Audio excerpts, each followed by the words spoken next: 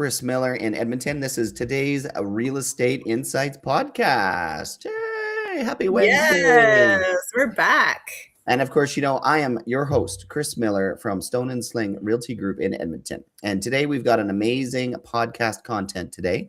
We're talking about the 5 mistakes that sellers make, and we want to help you not make those. Absolutely. As well, we have 3 special Mythbuster topics today at the end. So stay tuned to the end, and you're going to get those 3 things that we're going to myth bust in the real estate market today. And we have a special guest today. I will let her introduce herself. All right. I'm Kelly Gallagher. I am a realtor in Ontario, so way east of you. And I work at Oak and Key Real Estate Brokerage. Fantastic. Well, thanks again for joining us today, Kelly. And I'm super excited to talk about these heartfelt 5 big mistakes, because even though they're big mistakes and a lot of people make them, we're here today to make sure people don't make them. So first one, let's kick it right out in the room. Overpricing your home, or pricing my home a little higher than what you're telling me because I need to leave room for negotiations. Right. Really common misconception, right? That you want to price it higher so that you've got some wiggle room so you get ultimately what you actually want in this market. So I don't know your thoughts on it, Chris, but my thoughts on that are it's a risky game that you're playing if you're going to go a little bit higher or even more than a little bit higher just to get that wiggle room, because then what you ultimately could be doing is pricing yourself way out of the market. And you're going to have people come in and say, oh, this is, nice place, little overpriced. And then you get a listing down the street go up for 25 grand less. And then you've got a recipe for, hey, you're going to get people into the neighborhood that are going to go ahead and make an offer on the house that's priced a little bit less and is comparable. So you're attracting a lot of people in that are maybe not going to take your house very seriously, but will use it as a comparison for putting in an offer on another house. Yeah. So true. And actually, when you price it incorrectly, it is often you will help sell your neighbor's home instead of your own. So that is definitely a faux pas. Don't want to do that. We don't want to sell the neighbor's home. And a good point that I like to tell people too is think about it as our jobs as real estate agents and marketing teams is to create demand for your home, because there's nothing better to maximize your price and to make your experience as quick and painless as possible than creating demand. And creating demand means how do we strategically place your home, your value, your price, all encompassing as one package into the pool and the swimming pool of fish out there, the buyers that are looking for homes, so that they all want to fight over each other. And when you're in what we call a buyer's market, in some cases, when there's 10 homes for every buyer, the buyer gets to pick which one they want. You're not likely to get a bidding war, but it doesn't mean you still can't leverage as much demand as possible using strategies. So I really like to think of that, you ever see those Christmas stories? And there's my favorite one is, Turbo Man, and where the Christmas story was the archetype superhero on the box shelf. And there was 5 left, and there was like 10 buyers swarming the Christmas store.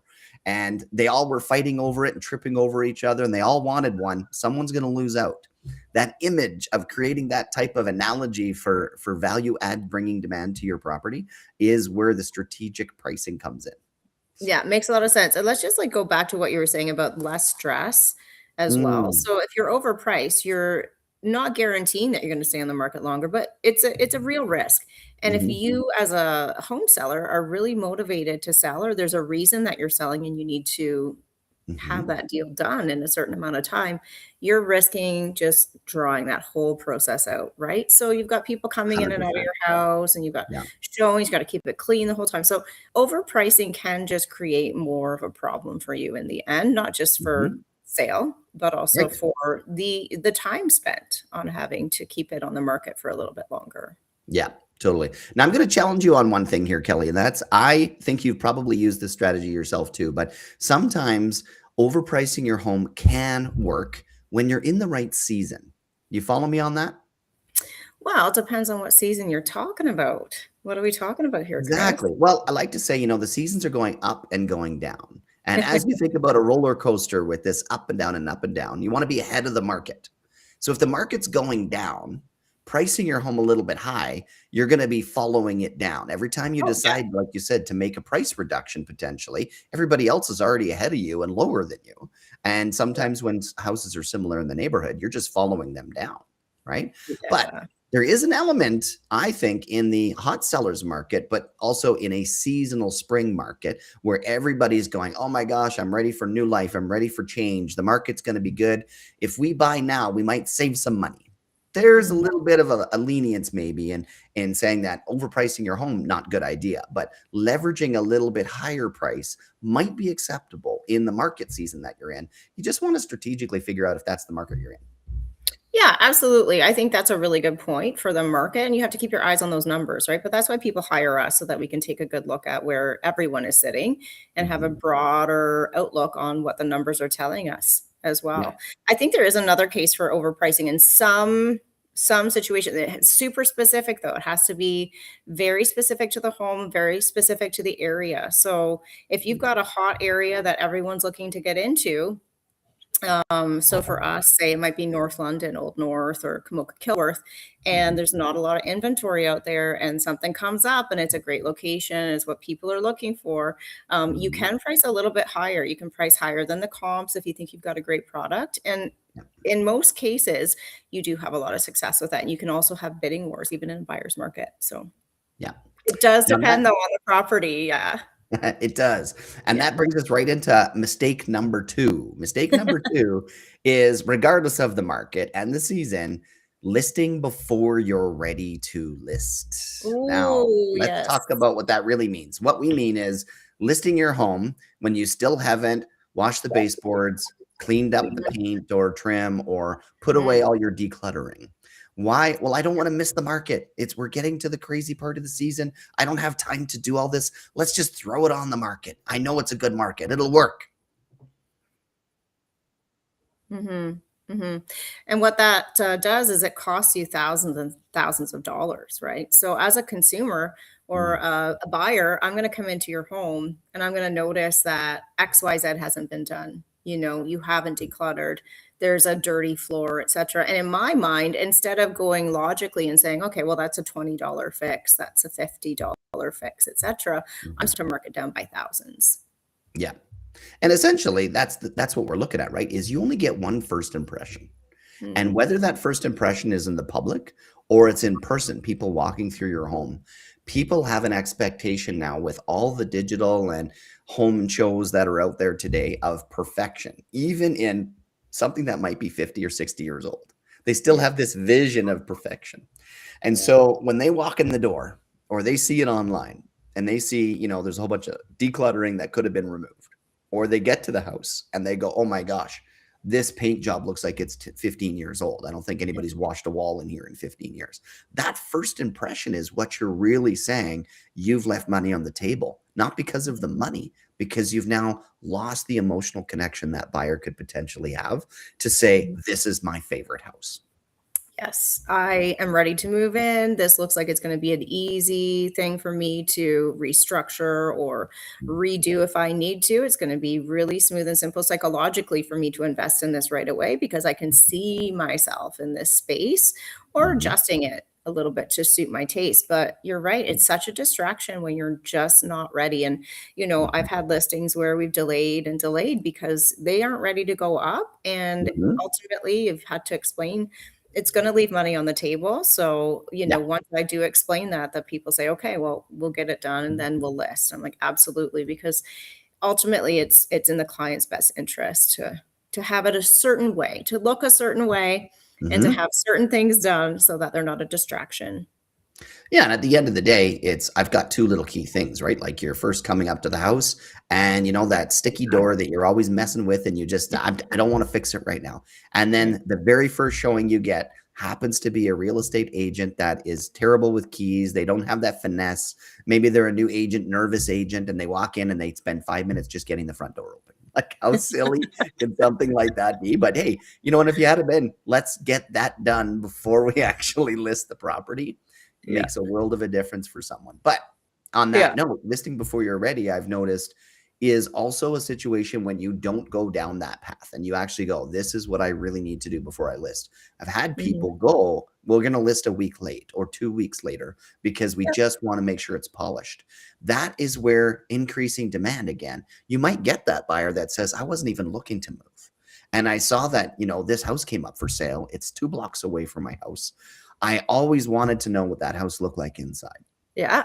They come over and they are just dumbfoundedly wowed because of the care and attention you took to prepare your home to sale, and you did get it ready.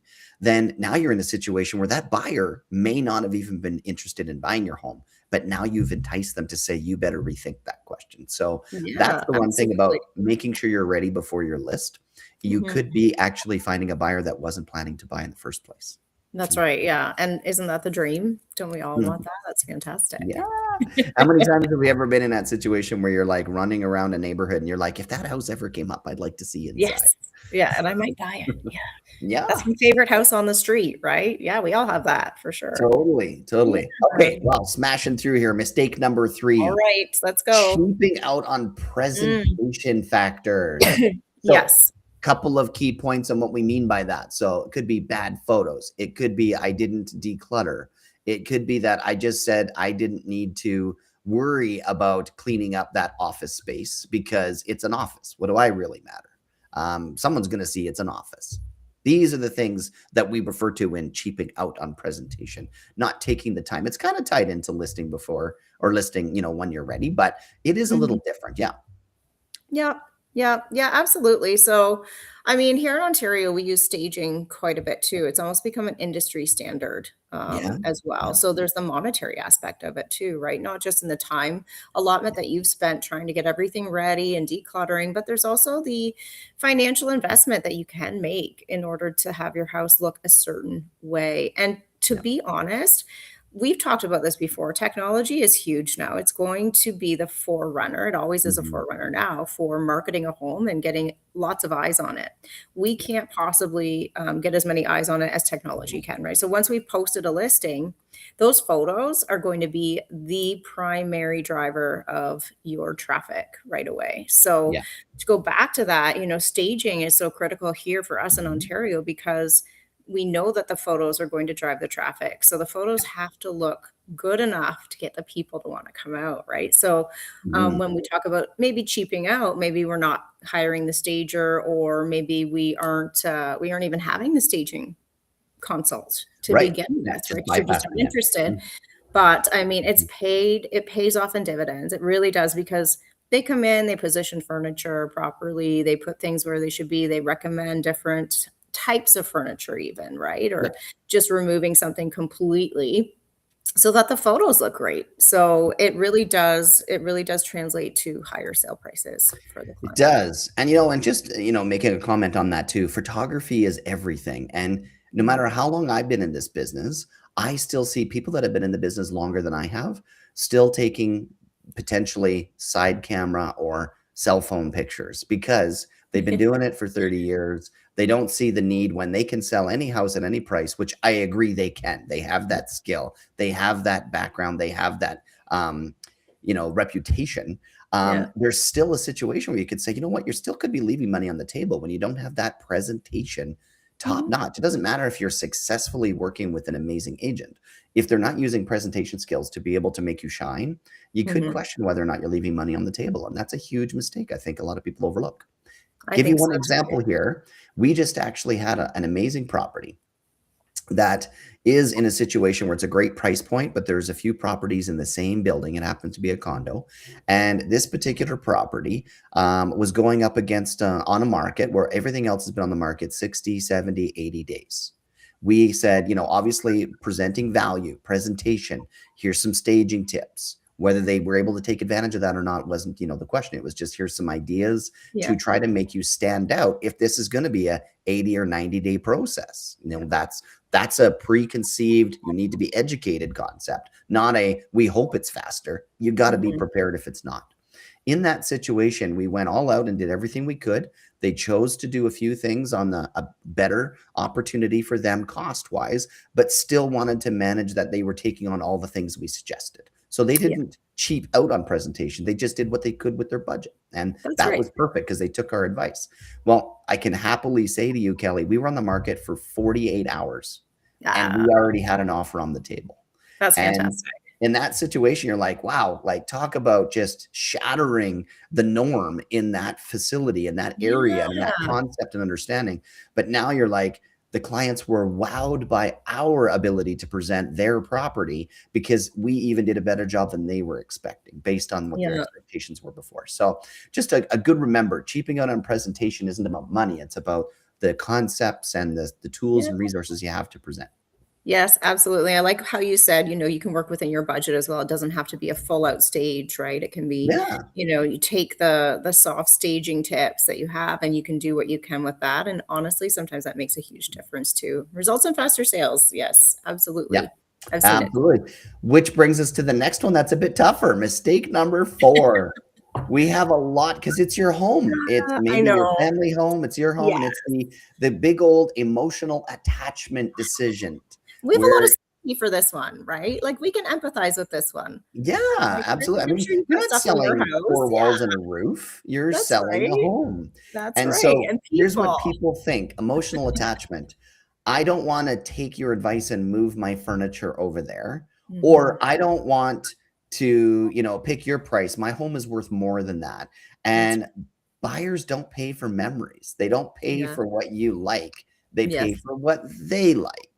Yes, that's right. So emotional attachment in this decision process is a funny one. You got any examples? Oh, absolutely. So there's a home that I've toured and we have a great relationship. The clients and I have a great relationship. But we're constantly having the conversation around, okay, yes, I know that, you've lived here for 30 years, you raised your family here, and I get that completely. I can empathize with that. Absolutely. Raising my daughter in a home, it's the same concept, right? You don't want to say goodbye to certain memories and things like that. But again, you can put a lot of value on things that might not necessarily have the same value to the buyer. So I have a gentleman and he's brilliant. He's an engineer and he does all kinds of work around his own house and he has a vision, he's just one of those types of guys. And he built like this beautiful cabinetry and he's redone bathrooms. And when I tell you this house is a standout, it's beautiful. However, craftsmanship. Yes, but if you were to walk in, you might not like the type of materials that he chose. You might not like the design of the kitchen. You might not like the cupboards or the color or things like that. So putting a lot of emphasis and value on things that you've done personally, completely empathize. However, a buyer might come in and be like, I'm going to just scrap that all anyway. I'm going to take it out. And then they see cost. Right. So there's that as well. The emotional attachment of what you've done to your own house too. Not just like a chair here or a chair there, but like your actual, like what you've built in that home too. So it's a tough one. It's a tough one, but we have to educate our clients that not everyone's going to see it like you do, even though it's beautiful.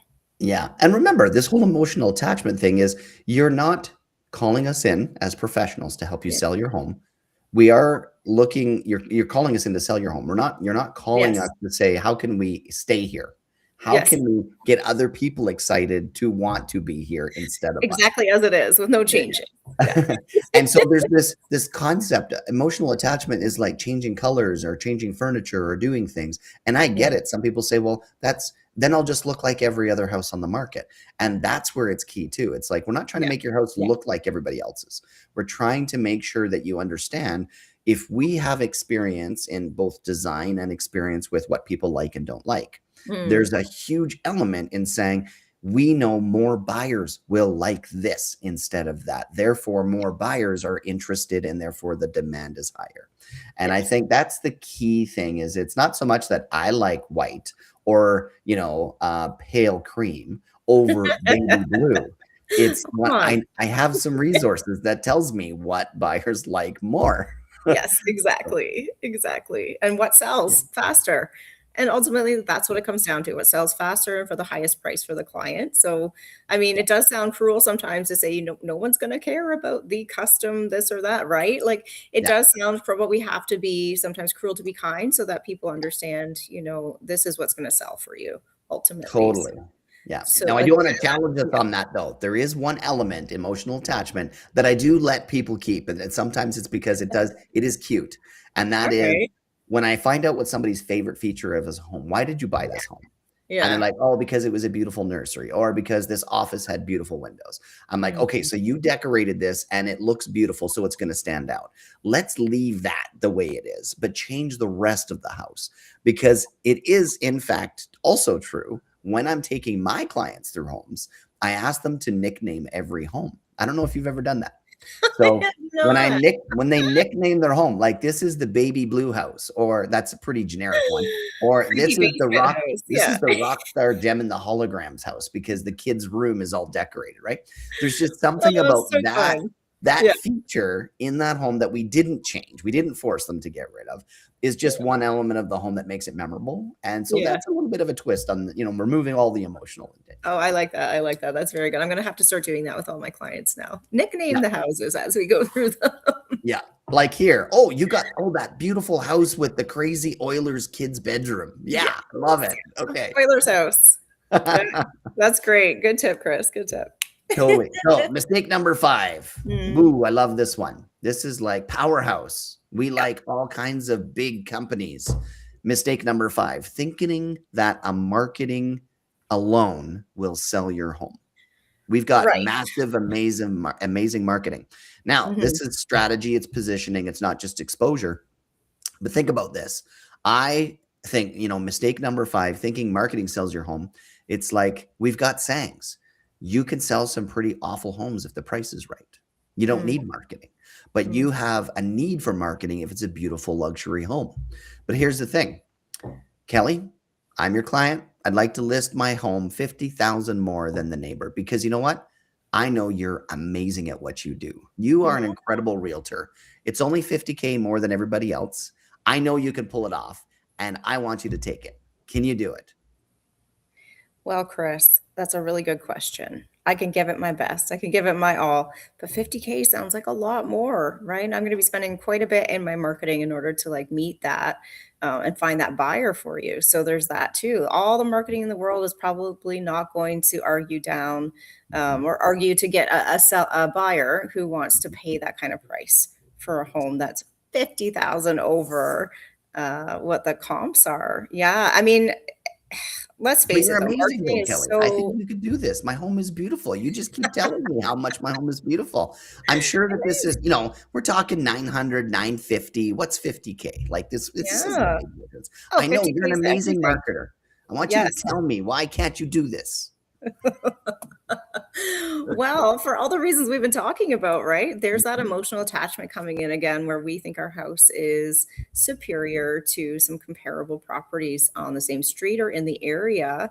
mhm, And filling that gap with a realtor who's engaging and has great marketing and mhm. advertising, it's just not going to still yield the results of $50,000, right? I think Right, the realtor might end up spending $50,000 and still not be able to get you the right. price on the house. So, I mean, yeah, you can do backflips, you can Mhm, put a mhm, unicorn on the lawn, like whatever you wanna do, but if that house is not worth that extra 50 grand, it's mhm. just plain and simple. The market dictates what a home Right. is worth, right? The buyers Totally. dictate that. Yeah. So, And yeah. kidding aside, you and I talk about stuff like this all the time. And I think my biggest fear for people, and this is what I like to share with people too. It's like, you know what? You're right. I am really good at marketing. We're going to tell the whole world that your home is for Oh, sale. yeah. It's going to look beautiful. It's going to look amazing. And I'm really afraid, Mr. and Mrs. Seller, that I'm going to tell the whole world that you don't want to sell because you're not realistic. So, like, this is what it comes down to. It's not Do you about how wanna sell good. your home? Yeah. Yeah. Do you really wanna sell? Because it's okay if you don't, but this is what we're dealing with when we're talking about thinking marketing will sell anything. It's a Yeah. really interesting mistake that people make. It Hiring the is, most it famous is. person doesn't necessarily still work. Yeah. Good, good. Well, that's Yeah, our and I 5 think mistakes. too. Oh, sorry, go ahead. Mhm. No, no, no, that's okay. I think I was lagging there. No, I think too, like it's really important that clients know that sometimes, we have to walk away from a relationship at times too, right? If there's just not a lot of leeway there, if we can't Mhm. come to terms with price and things like that, like we actually have to say, well, is it going to be worth it to spend the time and money if it's not realistically priced and we Right. don't Or have the our emotional fiduciary detachment that we're looking for. Yeah, or our fiduciary responsibility. I don't wanna put you in harm's way. I'm not That's right. here to help you go down a path that I think is gonna That's be right. Of unsuccessful. And course, so I'm yeah. not a true professional if I don't just tell you the truth, right? And that's Yep. what it comes down to. Honesty first. Yeah, Mhm. listening to them and then being as honest as you can possibly be with the market knowledge you have. Yeah, very important. Absolutely. Good, Yeah. good. Well, we have just enough time here for 3 myths that we told everybody we Oh, were gonna bust yes. today. So I'm we've got excited about 3 these. on the agenda. The first one is for sale by owner. They work or they don't work. Oh, the FSBOs. Yes. Yeah, yeah. I've had a lot of experience with the for sale by owner, especially earlier on in my career. I was working Mhm, with a lot of for sale by owner, and what they mhm, ultimately end up doing is listing it, right? mhm. So they give it some time and they realize, okay, well, we need to utilize the system that's in place for you to get the most eyes on your property. And then they end up listing anyway. So you can spend the time Mhm. doing it and the money doing it on your own. It's not very expensive here in Ontario. I think it's like $500 to put it up on a website, but you're not going to have Oh, the right. expertise and you're not Yeah, going to have the marketing that we bring to the table. So I'm not a huge right. fan, but I also Mhm. respect people's decisions, right? Yeah. So if that's what they want to do and give it a try, but ultimately they do end up working with an agent they trust. Yeah. Right. Well, and let's just challenge that a little bit too. I think defining what a for sale by owner is, I think a lot of people are mistaken. And Ah, so let's just talk about the fact that a yeah. for sale by owner just means the person who's selling is the person who's the owner. You don't need a license to sell your own Nope, home. But that's right. let's qualify that. I know as you are, I am licensed as an agent and a broker. I know many realtors that do home sales and home flips, fix and flips. And at the end of the day, for sale by owner it does have a connotation on one end, but it also has another understanding as to where it comes from. In my opinion, that's you have a real estate agent like myself. If I buy a home, fix it up and sell it, I'm selling my own home. Technically Mhm. speaking, I'm a for sale by owner if I do not use the MLS. Yeah.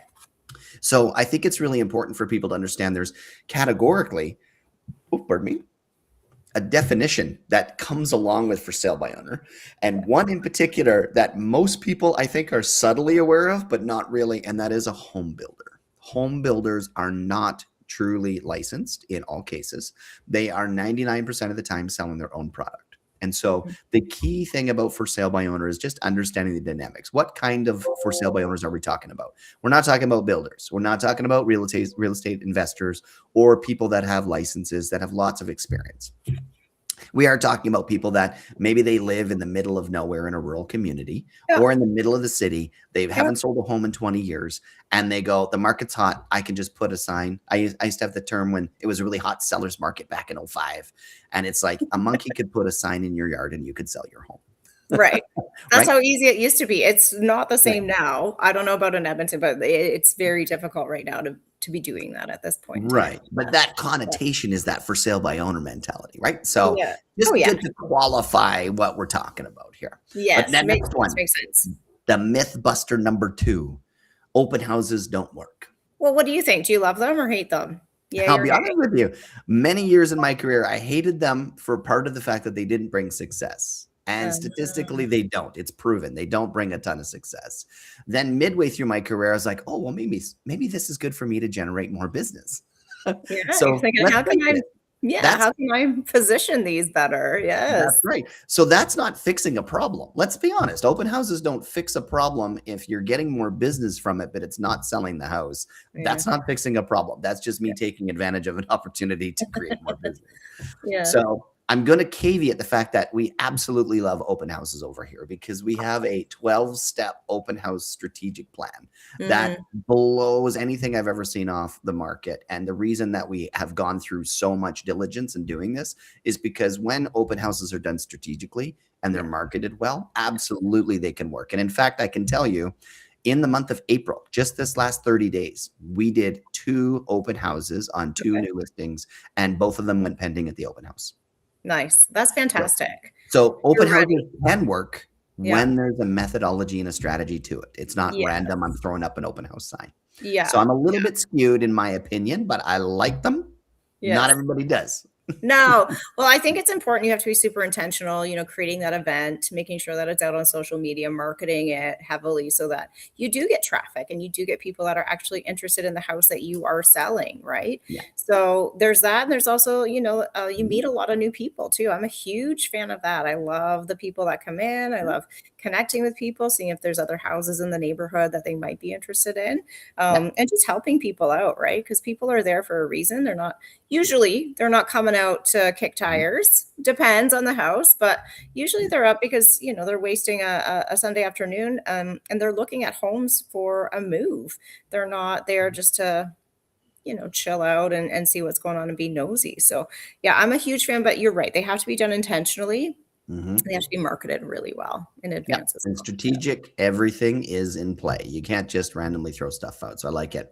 And da da da da da, last one, myth busting number 3. This one is a tricky one. Curb appeal. Does it really matter? Oh, I think in my opinion, it absolutely does. And we'll do everything we can to make sure it's a Mhm. beautiful look as soon as someone drives by, right? First Yeah. impressions are so important. So even if it's a potted plant, like we're going to put something out there so that we Mhm. can increase, the look and the value of, the home essentially. Yeah. But strategically, this Mhm. whole idea of curb appeal, it's the middle of the winter. Oh, no, wait, it's summer. Oh, no, wait, we're in Alberta. It's spring. No, it's winter again. Yeah, Curb you've got some appeal and dynamics going there. Ed curb appeal in Edmonton is a nightmare. But what I can tell you is, let me Uh, give you an example we actually had. Also happened to be this last month of April because of the crazy weather we've had. yeah. Um, Curb appeal always matters. The question is, what curb appeal is important? Is it this is a house that's a tear down? You want to expose and point out how big this land is for someone to build. Yes. Yes. This curb appeal is a beautiful luxury home. It's going to look beautiful. We're not going to need to do anything. We can sell it winter, summer, spring, fall. That curb appeal is already there, but it doesn't mean it doesn't apply. We're talking Mhm. like your fancy colored front door. Is it a beautiful color? Does it attract attention Yeah. like the bees and the pollen to the flowers? You want to make it stand out, even Yeah. if it's already beautiful. Is there something you could tweak that make people take a double take? Yeah. Yeah. But more Absolutely. importantly, when the season changes, we had a situation where we're like, the yard is not nice when the snow has just melted. Let's face it. Oh, When the yeah. snow has just melted, it looks It's a awful. tough one. Yep. But curb appeal, we can still manipulate in a good way to show people the best light. And so this is what we did. We actually took a strategy, this recent one that we had, where it snowed and then it wasn't going to snow anymore. And then we thought it was going to snow again for a 2-day period. So for the photography of the property, we did not want it. Oh, it looks like we lost you today. Over our 30 minutes. Thanks, everybody. You have a great day, and we'll talk soon.